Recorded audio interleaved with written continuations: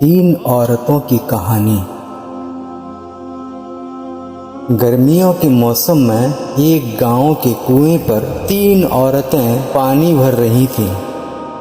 एक औरत का बेटा वहां से गुजरा। उसकी माँ बोली, ओ देखो, मेरा बेटा इंग्लिश मीडियम में पढ़ता है।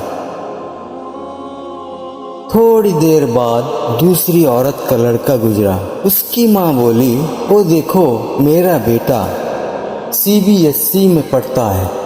तीसरी औरत का बेटा वहां से गुजरा। दूसरे बेटों की तरह उसने भी अपनी माँ को देखा और माँ के पास आया। पानी से भरा घड़ा उठाकर उसने अपने कंधे पर रखा।